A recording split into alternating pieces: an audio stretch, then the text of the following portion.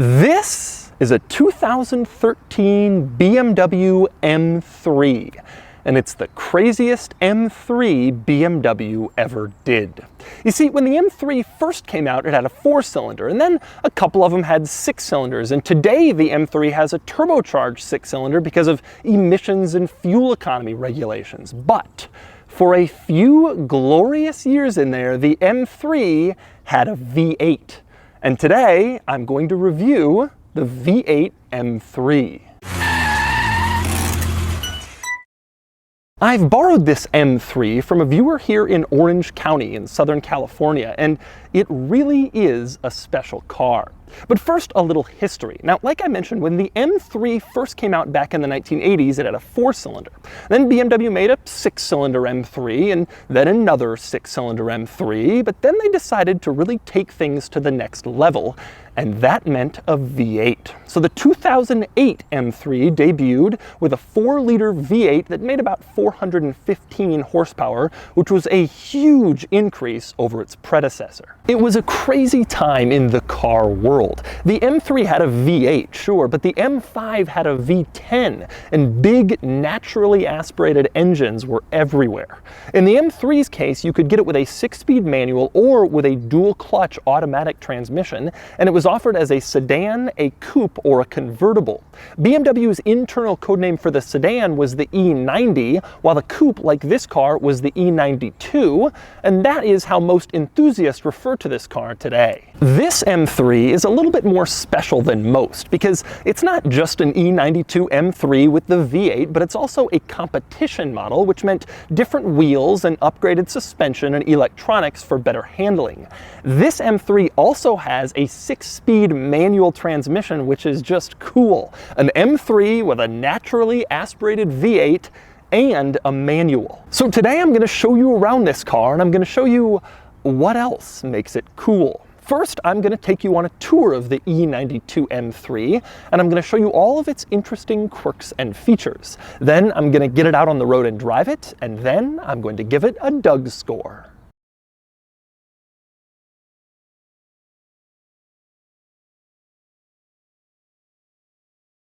Alright, I'm going to start the quirks and features of this M3 with getting in, and that means taking a quick look at the key, and that means taking a look at this leather key pouch. Just take a look at this thing. The key slides out from this BMW logo in the corner.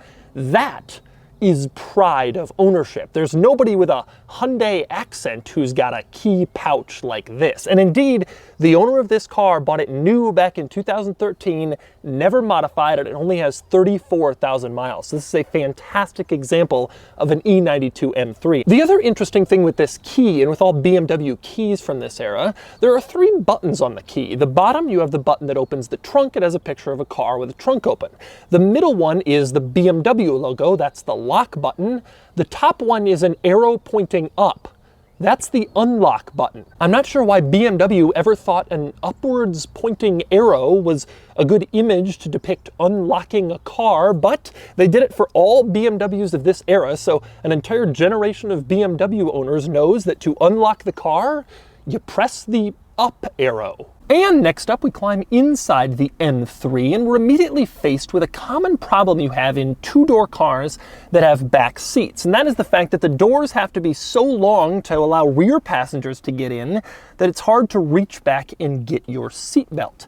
But BMW has solved that problem. You get inside the M3, sit down, turn it on, and then there's an automatic electronic seatbelt delivery mechanism that will bring the seatbelt forward so it's closer to you, so it's easier to reach so that you can put it on. And once you put it on, that electronic seatbelt delivery system goes back into its hole, ready and waiting for its next opportunity when you get in the car, so it can deliver you your seatbelt. Kind of interesting. And next up, one of the first things you notice when you get into this car is the fact that it doesn't have leather seats. These also aren't Alcantara. These are cloth seats, just fabric seats inside of a 6-year-old BMW M3 that sold new for over 70 grand. You might be surprised to see those cloth seats. I certainly was, but this is the enthusiast spec. You have cloth seats, you have no sunroof, which helps helps to lower your center of gravity and lower your overall curb weight, and you have the manual transmission and the competition package. This is the M3 to get if you want to go racing. And next up, since this is an enthusiast car, there are also a lot of enthusiast touches in here. For example, in the center console, there is a power button. You push it for power. If you don't push it, there is no power. So you have to weigh that every time you get into your M3. Next up, another interesting quirk. In the same vicinity as that power button, you have a button that turns off the stability control. But this car came from an era where automakers were really worried about people turning off the stability control and then crashing and suing them. So when you turn it off, you get a warning in the infotainment screen in the center, and you also get 3 separate warnings in the gauge cluster letting you know that your stability control is in fact off. So when you turn it off, 4 individual warnings just to confirm, hey, it's off, it's off, it's off, it's really off. And next up, speaking of controls in this car, the E92 M3, like other BMWs from this era, has these confounding turn signals where you put on the left turn signal to signal left, and then it goes on, but the signal lever pops back to the center. So then you go to turn off the left signal, you push it back down, and it stays on. So then you go to switch on the right turn signal to turn off the left one, and then the right turn signal goes on, and there's no rational or logical or good way to operate these turn signals unless you spend time learning them. BMW tried to use this turn signal design for like a decade before they finally gave it up after oceans of customer complaints, and BMW realized that turn signals were not something that ever really needed to be complicated beyond what we all had already learned. And next up, moving around the interior more, another interesting item in here is the center armrest, which you can see is split into 2 pieces, but it opens as one piece. You cannot open those 2 pieces individually. So why split it into 2? My theory is that BMW did this to prevent arguments. Your passenger can't complain that you're impeding on his elbow room when there is clearly a line in the middle showing who gets what portion of the center armrest. That's a brilliant idea that BMW should integrate into the second and third row of its family SUVs so that parents have like an out of bounds line to judge when kids complain that the other one is on their side. Parent can just look back and go, oh, yep, on your side, sorry, you're over the line, you gotta move back. Be brilliant. Now, next up, another interesting item in here is because of this center armrest and because of all the other items here in the center console, you'll see there's no cup holder for the driver, which of course is kind of a problem in a luxury car made in the modern era. But BMW has a remedy. Over on the passenger side of the dashboard, you have 2 cup holders. On the right, you have the passenger cup holder, which just pops out of the dashboard.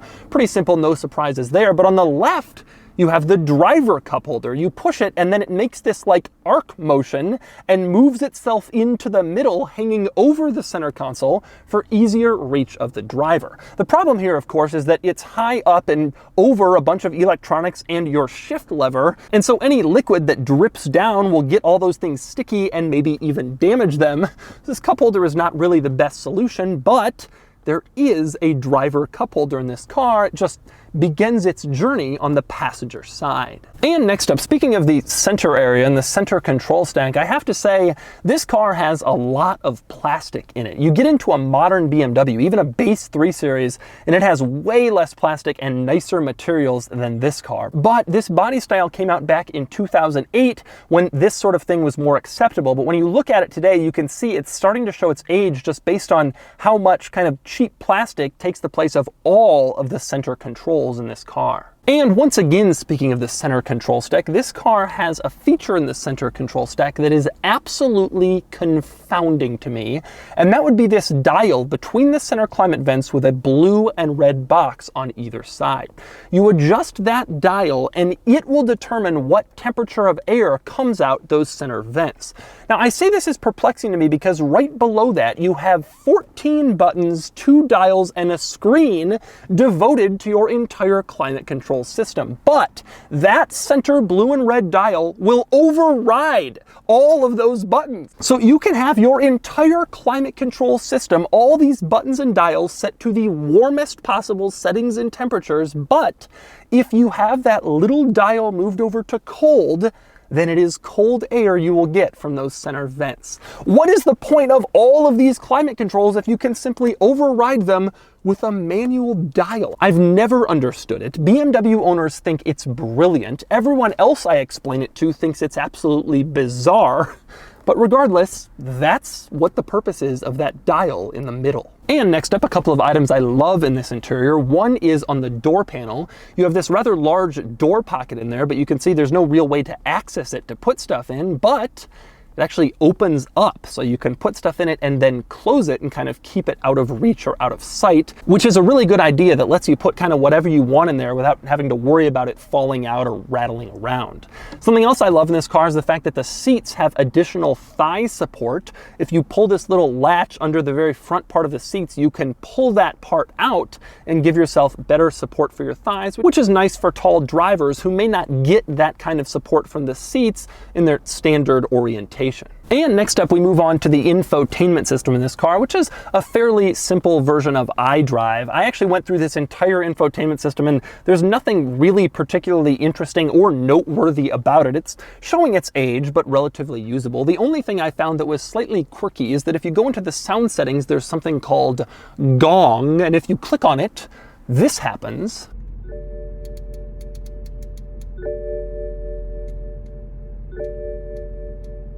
That's the warning chime you hear when you open the door in this car, and it allows you to set that chime at whatever volume you want. I just love that BMW calls it gong. And next up, we move on to another cool aspect of this interior. That's in the glove box. It's the original window sticker. Like I mentioned, this car is still owned by its original owner, so he preserved this sticker, and it's pretty cool. You can see the competition package was only $2,500 extra in 2013. That was a bargain, and it got you electronic damper control to improve your suspension for better cornering, and you got different 19-inch wheels that allowed you to stand out from the regular M3 owners.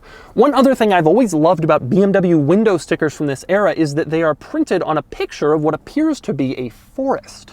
Now, if you actually back out and look at the whole sticker, you can see it's a winding road through a forest, but it's really more forest than road, which I never entirely understood, but that's what they went with for their window sticker picture. And next up, we move on to the back seat in this car. And like I mentioned, there was a four-door sedan version of the M3 from this era, but this is not it. And so now I must climb into the back seat. Now, to do that, you pull on this little latch at the top of the front seat, and it folds the backrest forward, and then you press this button and just sort of wait and wait and wait as the seat automatically moves forward. Once you finally have it in this position, then you can just climb on in, as I will do.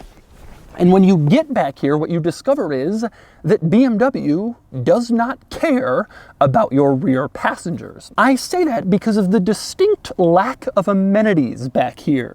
You look in the center console and back, and you see a little storage tray, I guess for a cell phone, and you think, well, that's nice. Now, above that, there's a lid, which is probably an ashtray and a cigarette lighter. You open the lid, and well, actually, no, it's just another storage area. Well, okay, fine, but below that center storage tray, there's another lid, and surely that must be cup holders. So you open the lid and discover that, no, just another storage tray. So you have just 3 separate storage trays back here, no cigarette lighter, no cup holders. You do, however, have a center armrest that folds down from the middle, but it's not on a hinge like every other center armrest. Instead, it's only connected with this piece of leather, so it can kind of flop around, and it doesn't really provide you with all that much support, since it could just flop over into the next seat under hard cornering. When you look at all this stuff as a total picture, it becomes pretty clear that BMW's position at the time probably was, if you want people in the back seat of your M3,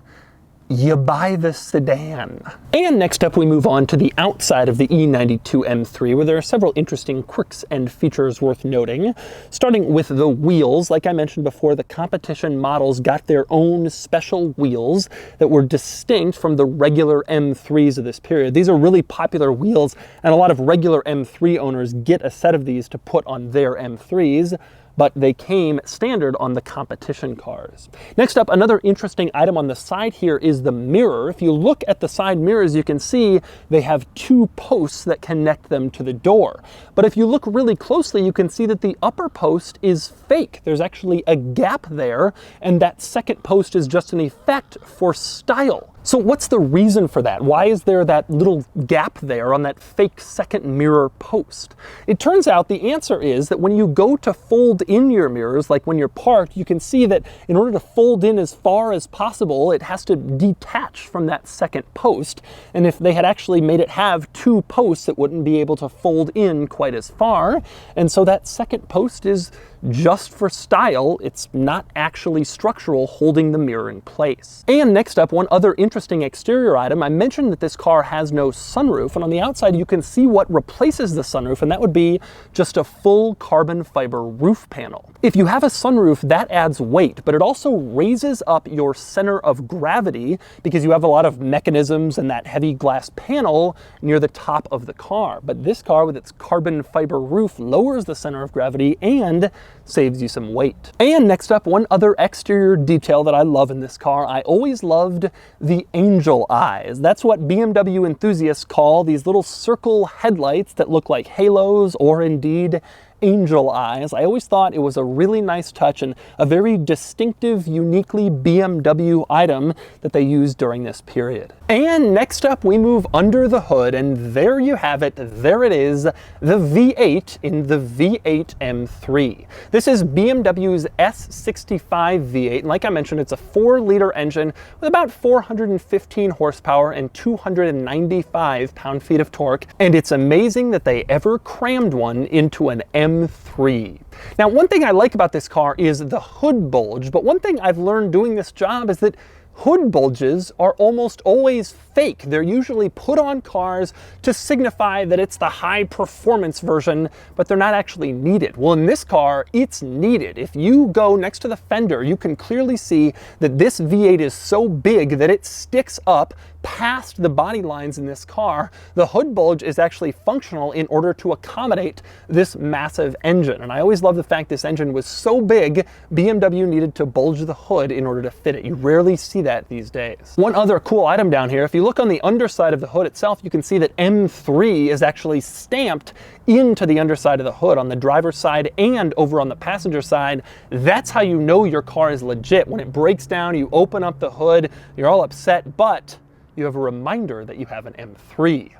Actually, I think the benefit there is to make sure that you know that your hood is actually from an M3 and not a regular 3 Series, but either way, it's interesting to see it there. Now, before I move on, I want to say a couple words about reliability. I covered the V10 BMW M5 from this era last year, and I talked about how it's probably the least reliable modern car. This wasn't as bad, but it wasn't great. The V8 from this car has some similar issues to the V10 from the M5, including the rod bearing problem that can happen basically without warning and destroy the entire engine. So it's a little nerve-wracking to own this car. But otherwise, this car's problems were not as significant as the M5. You didn't have that clunky SMG transmission in this car because the automatic was a much more advanced dual clutch. And you also didn't have that clunky old school iDrive infotainment system. The iDrive in this car is far more advanced and more usable. This car wasn't exactly known for being the most reliable, but it's not as bad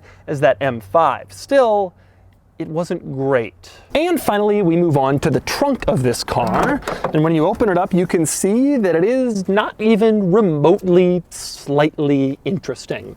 Just a trunk, has normal trunk stuff, about normal trunk size, nothing quirky or special back there. The only slightly interesting thing is that if you look at the top of the cargo area, you have these little plastic latches. You pull those and it can release the rear seats so you can fold them down and put something larger back here, which is a nice little added bit of practicality. But generally speaking, just a trunk, nothing particularly exciting or interesting. And so those are the quirks and features of the E92 BMW M3. Now it's time to get it out on the road and see how it drives. All right, driving the E92 M3. I've driven quite a few of these E92 M3s, but never really one this nice. These kind of got pretty cheap and are still getting pretty cheap.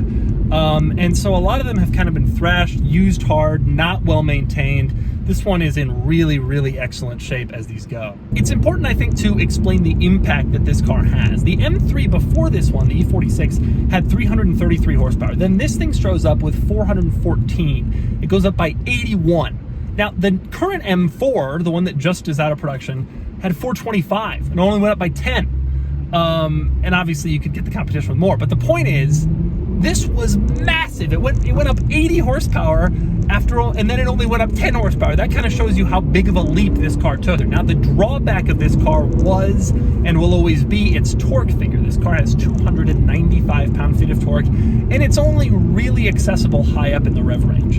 And so you're driving around a V8, getting V8 gas mileage, but you don't really get to experience V8 performance unless you're over 4,000 RPM. So how does it drive? Well, just like the E60 M5 from this era, love the clutch, never loved the shifter, always felt a little too notchy, a little too rubbery for me. This car,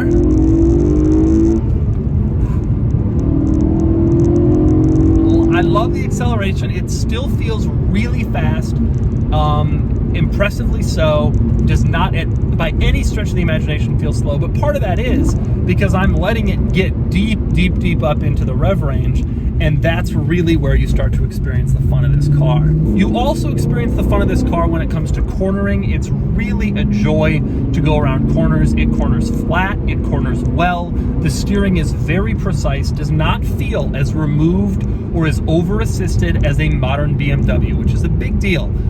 Because the modern BMWs do have that feel, and this one feels a lot more precise and a lot sharper, and I really like that. This car, to me, was the last M3, M4, whatever, that had sort of that original feel. You can draw the line from the E30 with each car having a consistent improvement over the original purpose to the E90 and E92. And with the newer one, it has a broader appeal. It's faster, very impressive car. But to me, this was still kind of the lightweight, tossable, fun, throw it around car. It just happened to have evolved to the point where it now had a V8. It has excellent sound, really, really excellent sound. You don't get this in a modern one.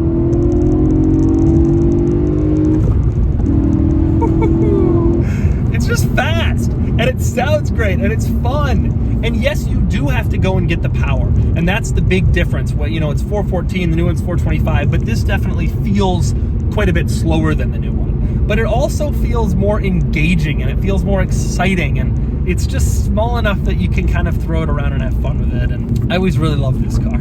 And so that's the E92 BMW M3. My favorite M3 will probably always be the original one, the E30, because it's just so beautifully well balanced. But this is a close second because it represents a time when BMW just kind of went crazy in a good way. Anyway, now it's time to give the E92 M3 a Doug score. Starting with the weekend categories and styling, the E92 M3 is fine, very familiar, not beautiful, but good enough, and it gets a 6 out of 10. Acceleration does 0 to 60 in 4.1 seconds, and it gets a 7 out of 10. Handling is reasonably sharp, good for a 4-seater coupe from this era, and it gets a 6 out of 10. Fun factor is excellent given the sound and the performance, and it gets a 7 out of 10. Cool factor is lower, as these are ubiquitous and not really head-turning, and it gets a 5 out of 10 for a total weekend score of 31 out of 50. Next up are the daily categories and features. This car was reasonably well equipped for its time, but average now, and it gets a 5 out of 10. Comfort is about average, and it gets a 5 out of 10. Quality is mediocre. The interior could be better, and reliability is suspect. It's fine in both areas, but not great, and it gets only a 5 out of 10. Practicality is average for what it is, and it gets a 4 out of 10. Finally, value, and these are good values. They're special cars that are not especially expensive to buy right now, assuming you can afford to maintain one, and it gets a 7 out of 10 for a total daily score of 26 out of 50. Added up, and the Doug score is 57 out of 100, which places it here against rivals and other BMWs. The E92 M3 stacks up well, and it's a great solid car, which is why it's such a common choice for people looking for luxury and performance without paying Porsche money. Just be sure to keep a little money aside for when it breaks, which it will.